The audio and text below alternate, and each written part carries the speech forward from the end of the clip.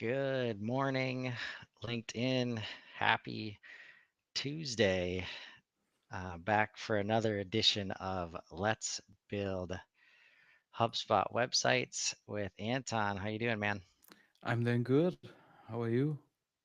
I am doing great. Um, it probably doesn't, it seems to not take much to get me excited about whatever topic you have in mind. Uh, maybe this Maybe it's just because I like doing website work.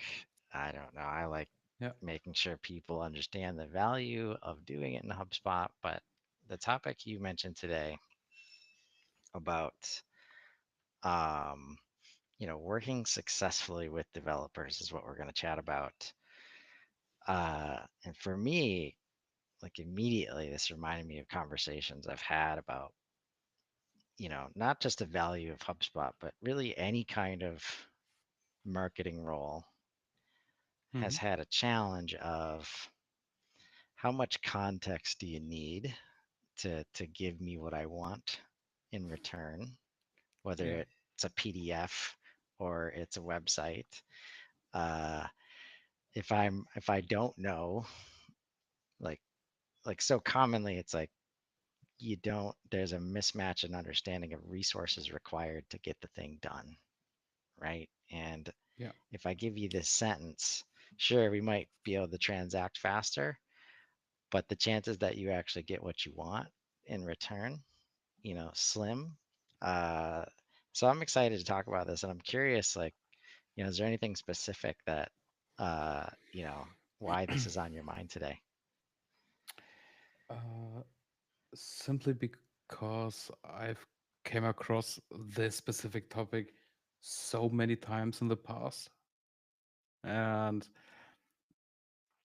I mean it's a very crucial topic in my opinion because I have a few ideas that I want to mention later on, but yeah, it's Okay. an important Yeah, topic. no, that's fair. I think like Yeah. just to hit on the high notes, um, and I'm always like very open about like my AI usage, and even there, like the more context I'm giving it, like Yeah. these posts are so good. And I think like, today's post like nailed it in terms of, um, uh, you know, like the challenge of when, like even establishing that first, right? And trying to change habits. So real quickly, you need a developer when. Um, and this is when building in HubSpot, right? And a lot of this describes the value of building in HubSpot, right? hmm So hopefully Yeah. we can help you unpack some baggage today, because there's a ton of it out there related to websites. So Yeah. when you're invested in a system like HubSpot, where it takes care of the security and just so much of the functionality that you might be used to being free elsewhere. Uh, when you're in this space, you need a developer when you're planning to scale personalization across hundreds of pages or products. Your brand requires pixel perfect customization beyond theme settings. And I'm sure we'll dig into that a little bit Yeah. because that's an interesting one for me. hmm You need complex integrations with external systems. You're building custom calculators, custom interactivity, right, with the website and the user experience. You or you require specialized data management solutions. Like those are the needs, right? You don't need Yeah. a developer when you're making standard content updates. You're working within existing templates and modules, or you're using HubSpot's native, smart content features.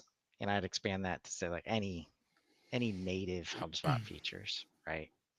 Yeah. Um, and it just reminds me of all the times like internally in an organization as I come in and I'm asked to help, with the website in some way, and you open up the WordPress and it's just like, oh man, I can't do anything in here.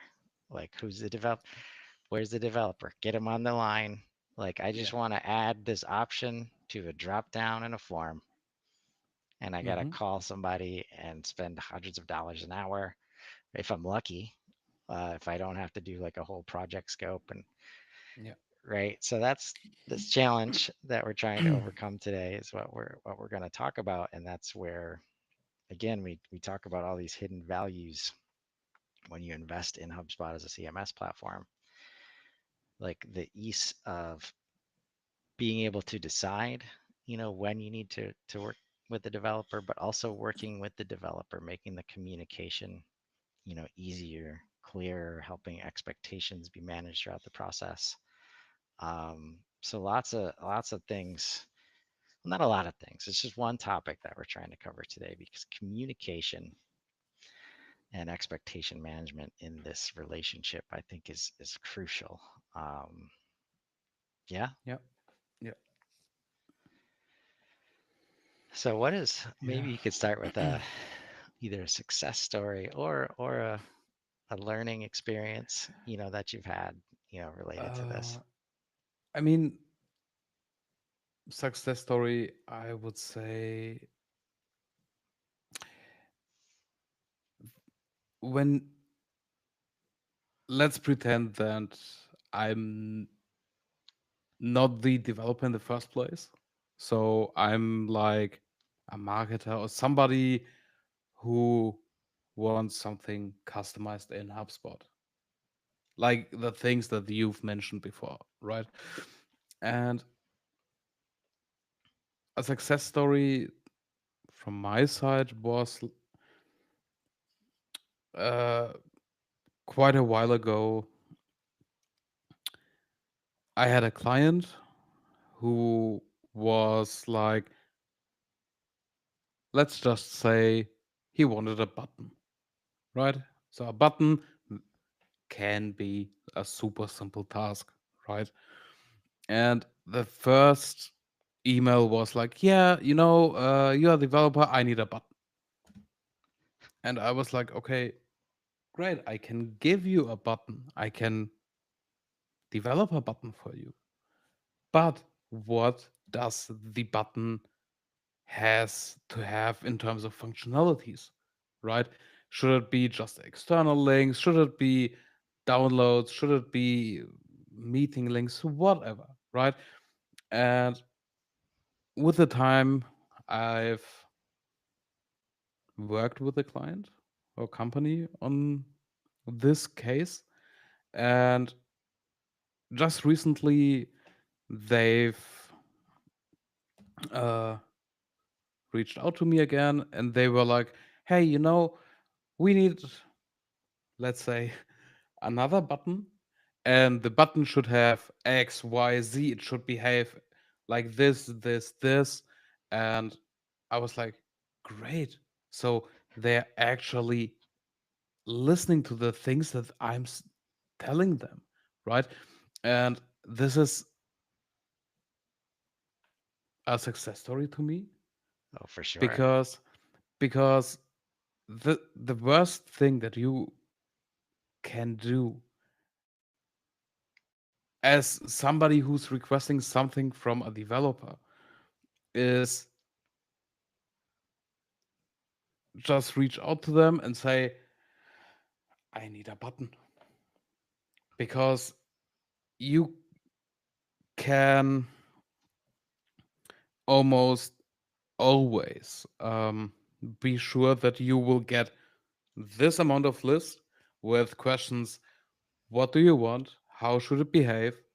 Uh, X, Y, Z, right? And this is something that I'm trying to teach my clients or the people I'm working with, because it will make your life easier as a developer. It will make the life as a marketer easier. It will reduce potential scope creep, right? And it will make the project so much easier. And therefore, yeah. Yeah. This No, is I think like yeah, what comes to mind is like, especially when you say scope creep, like instead of, especially inside of internal teams where like scope is not maybe appreciated, yeah, and like you get to like version 11, version 12 of the thing, and it's like the only reason we get that far is because we were so terrible at communicating like during version 1 and version 2. And that's where it's like if you're a, you know, uh if you're going to be responsible for a deliverable, in this case we're talking about developers, but it could be any kind of like, let's say, marketing asset PDF, and somebody comes in and just says, I need this, mm-hmm. right? If the first question isn't what's the goal, like what are you Exactly. trying to accomplish, right? I can give you that, in 10 different ways, especially if Yeah, we're talking about HubSpot.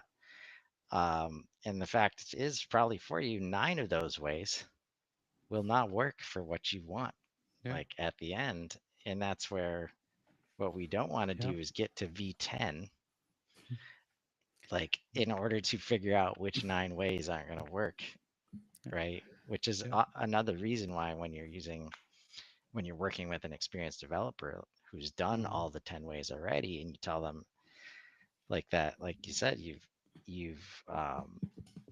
educated the customer in this case to say like, I need a button, it needs to do this, this, and this in these Mm-hmm. situations, and sometimes like we don't want it to do these things, right? So creating this context and parameters is Yeah, so important. I'll say, and from my experience, much more important in a developer sense when you start talking about the need to code and customize and all these things, because certain outcomes require very different, structures. And if you go down one path, you cannot go down another path very easily. yeah, And that's where not only scope creep, but now it's a whole new project mm-hmm. because we didn't think about this variable up front. And that's where when you start to group this in with like, oh, it's a website, it's just another thing for marketing to do.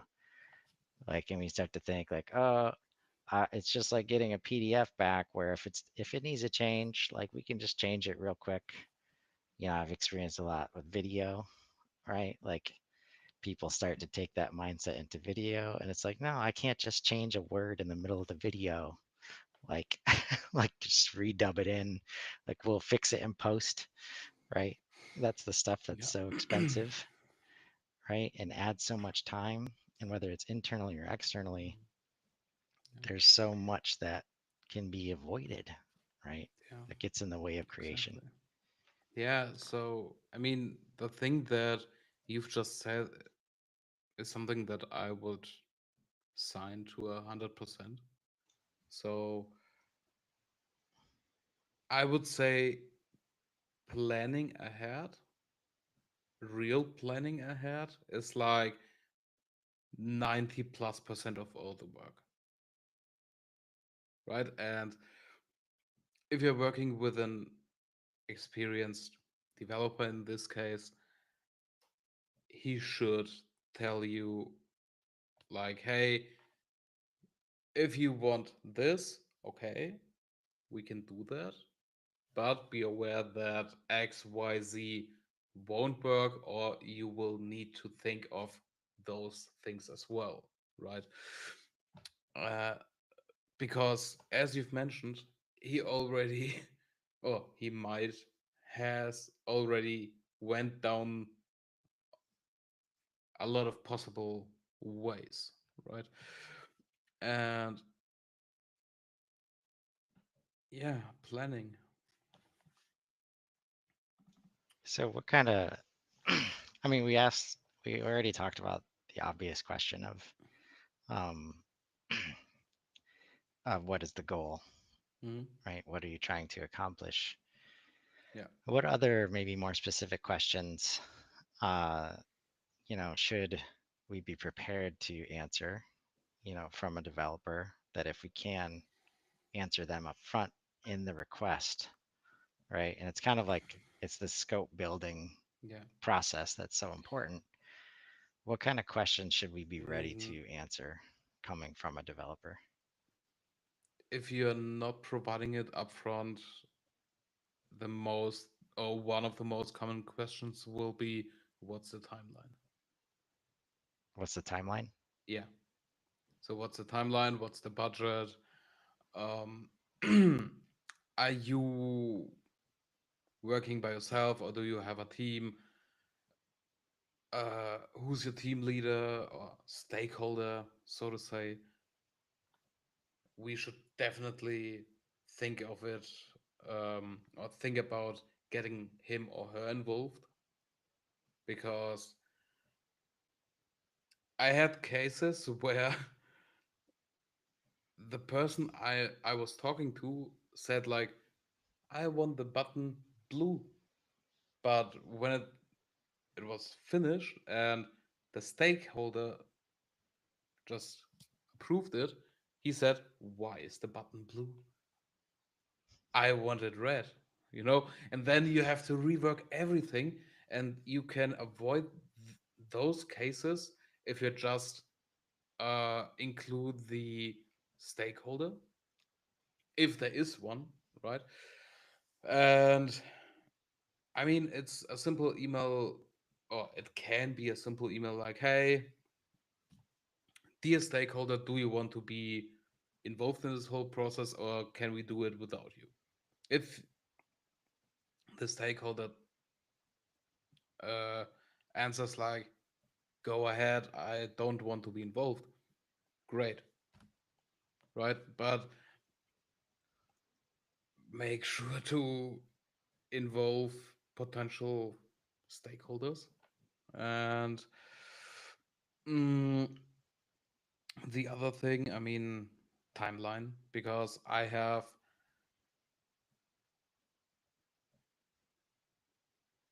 a client, I would say, and he's like, yeah, we want to have a, let's call it just a super simple website. We don't want to have lead conversions. We don't need a blog right now. Nothing. Just a super simple page, right?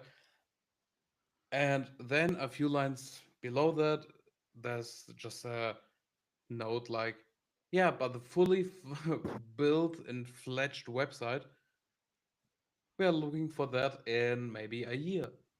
So you know that you're just starting with basically a one pager, and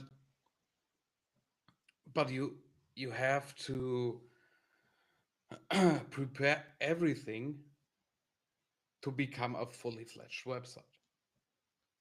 And therefore, a developer might ask you this if you, so, okay.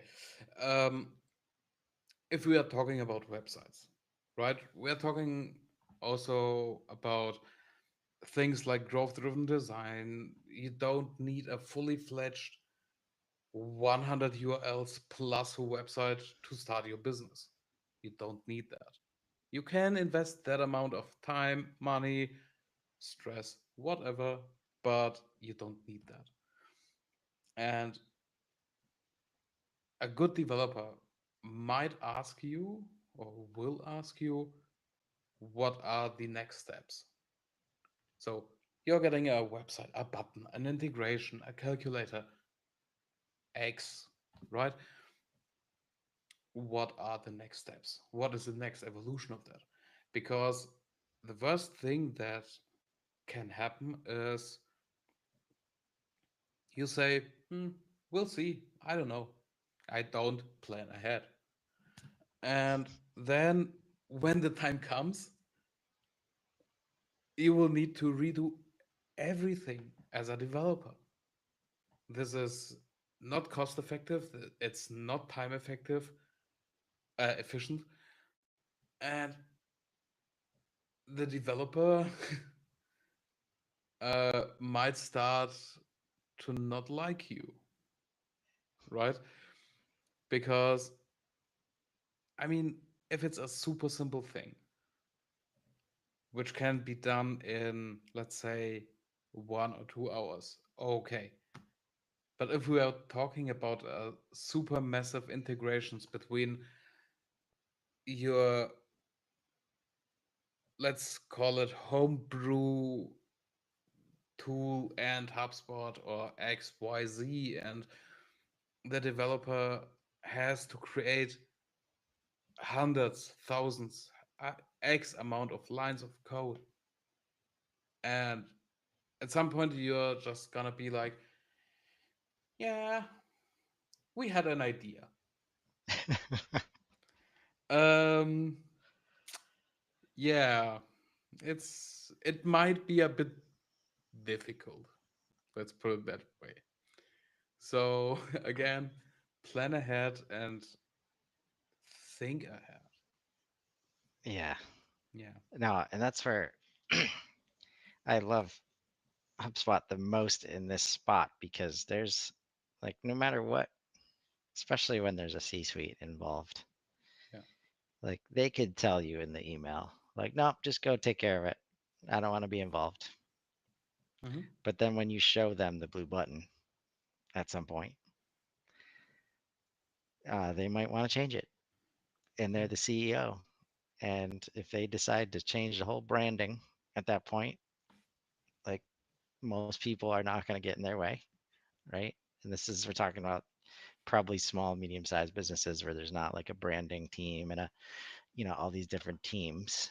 Um, and that's where like we can create situations where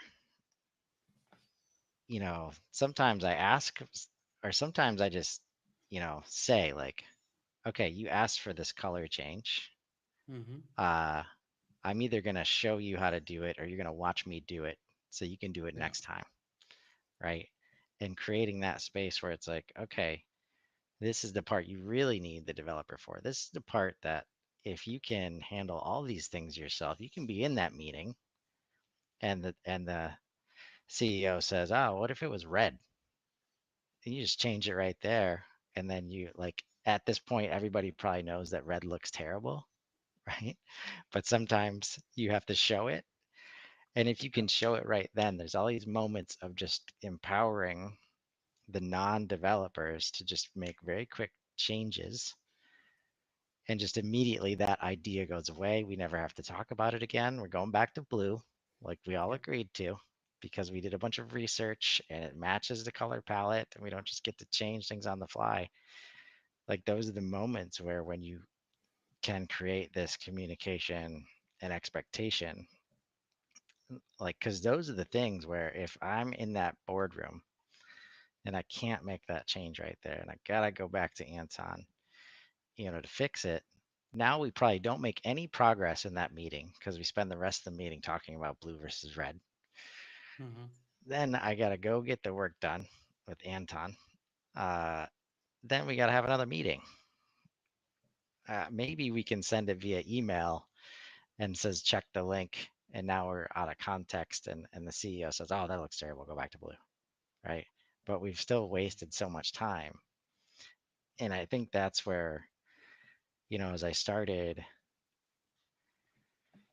um, thinking about websites and getting introduced to projects, and like, every project scope is like 9 months, 12 months, 2 years. And it's just like, guys, we don't have that kind of time. Like the market is moving fast, Yeah.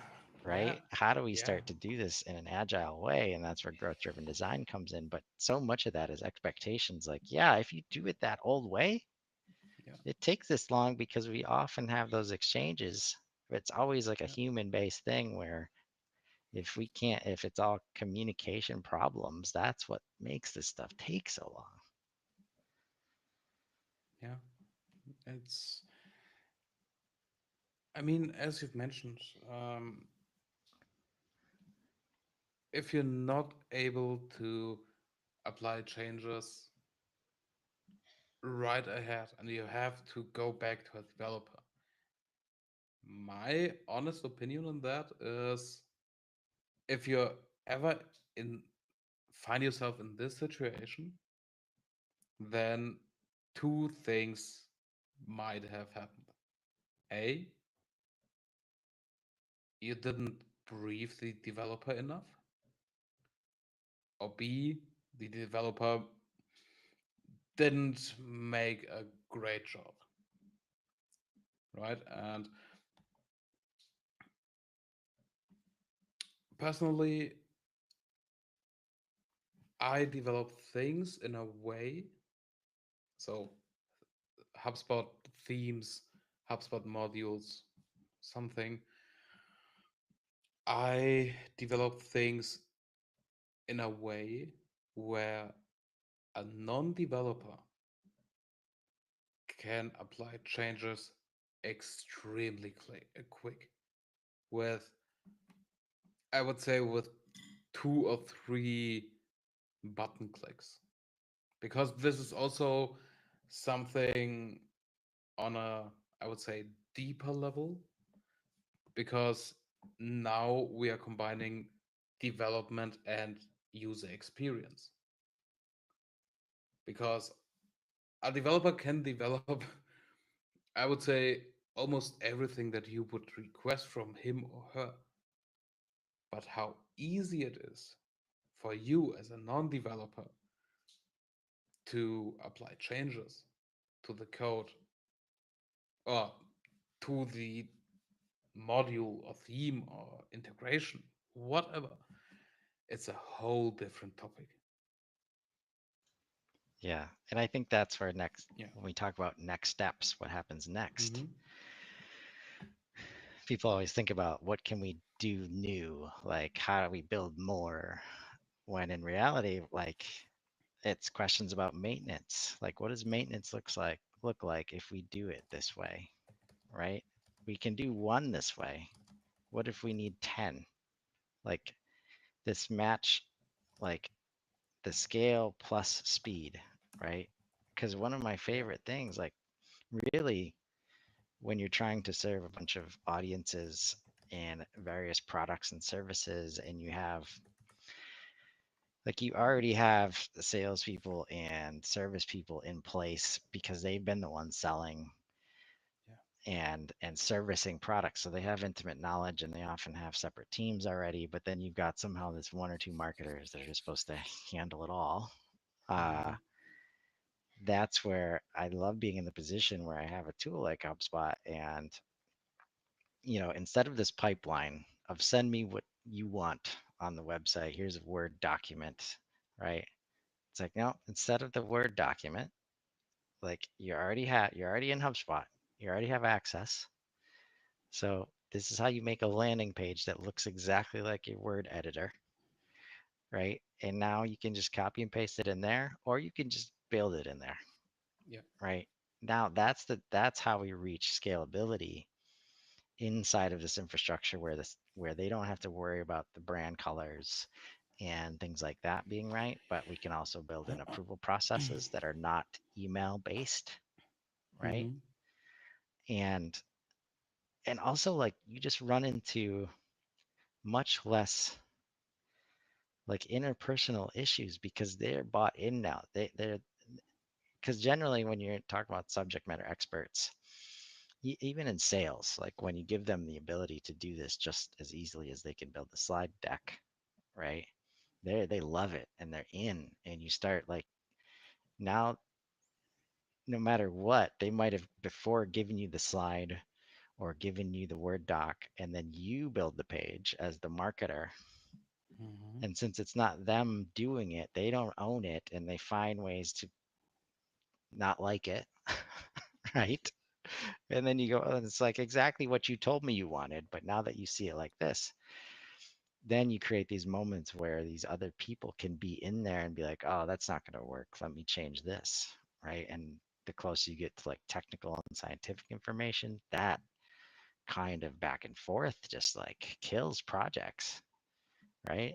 And Yeah. that's where we just, okay, we're not going to add that part to the website because it's too hard to manage. And, like, even though we know it should be up there, we can't afford a developer to manage it for it.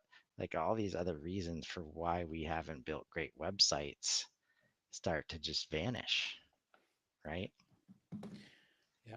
I mean, I remember a request where the client or the company had a product finder on their website. Maybe I've mentioned that in a previous live stream. I don't know, or I don't remember. But the product finder was around 10,000 products. And it's this product finder was so old, like it was around 10, 15 years old, never touched since then. And this thing was managed by one person in the whole company, and it was on an outdated SQL database, and only this one person had the knowledge how to apply changes, and I don't know, right? And I was so when I got this information, I was like, guys, this is a huge business risk for you, right? So we have to think about moving to a HubSpot because they were thinking about moving everything to a HubSpot. And I was like, okay, we can utilize HubDB, custom objects, whatever you are looking for. We can build a, I would say, hyper dynamic database, which is super easy to handle for you. And I mean, if we are talking about HubDB, so it's the database kind of thing in HubSpot for those who don't know what HubDB is. Mm, you can apply changes by uploading an Excel or CSV file, which makes your life easier because you can have up to 10,000 different products, pages, informations in one table, and you can just have them on your PC in a CSV. You can apply your changes, upload it to a HubSpot, done, right? And Yes. And it's like very underutilized when it comes to like, of course, you have other systems, like you might have a product management yeah, system or an ERP where all the pricing is managed and all that stuff. And you can create this scenario where it's just like export, import, yeah, and now all the changes are done instead of having export, give to the developer, like yeah. see you in 4 weeks, right? Hmm. Like, At its best, and yeah. yeah, Yeah, and that's where like, heaven forbid there's a new variable involved, and it's like, yeah, oh, we didn't code for that variable. Now we've got to change the way. Now it's a big 6 month project, right? And in real, and what often happens, at least at the smaller business scales, like we just don't do it. yeah, We just like we don't want to pay for it, and like it just prevents so many great things from happening that people like. I think often we make mistakes in thinking that people don't know what they should be doing or the right way to do things, whereas they're choosing not to do it right now because they had a bad experience and they don't even want to ask the question. I mean, we're, yeah, we're hearing that, we're seeing that in HubSpot every day. Like last time we looked at it, it wasn't a great experience, so not ready yet, we'll come back to it later. And then the time we come back to it, like, oh man, it's everything we need it to be now, and this experience is great, so yeah, we want to use this. um, yeah, so that's a great example, because at the end of the day we want to create certain experiences for customers, on the website, and being able to involve people at scale, is inherently counter to the key person risk, situation that you described, because even if that person is great at collaborating, like, because I've been in that situation where it's like this person has been with the business for 30 years, right? They're the go-to person for support and understanding on so many different topics, like all the technical information that the business has, right? But then they're in charge of Salesforce and the website. And it's like, okay, I know you could answer anything, but if 10 people are asking you all these questions, like you just don't Mhm. have time. Like you Yeah. can't get to it all, right? And the opposite of like a 6 month project is you don't know which one is going to take priority because he can, or this person can choose to do whatever comes to mind that day. And that's where, those are the situations where, like, let's hope sales doesn't ask for anything specifically because then my marketing project definitely gets pushed back Yep. because sales is going to take priority, right? And just creating these scenarios or putting everybody in these roles in positions to win and be Hmm. successful with each other, right? Yeah. Um, is ultimately what we're trying to do here. And this, a part of that is helping people communicate, successfully Hmm. and set expectations successfully. And So I'm really happy we chatted about this today. I'm sure it won't be the last time. I feel like all those, 5 things you do need for and 3 things you don't, we could be separate episodes on their own. oh yeah. Um, but yeah, if you're out there, watching this, we're working on a content calendar and figuring out what, topics we want to cover. Uh, we know there's not always a lot of content out there, related to HubSpot websites, and we want to help fill that gap. So if there's anything specifically that you guys want to see, um, we're kind of formalizing a schedule and want to get you guys seeing what's possible, like show and tell more inside of HubSpot. So don't hesitate to reach out and give us feedback. Yeah. Um, and while you're thinking about that, think about your website. Think about maybe landing pages you already have in HubSpot. Um, and as you see Content Hub show up and these other things kind of show up around and you think about what's possible, find those opportunities and let's grow. Have a great day, everybody. Yeah. Good day.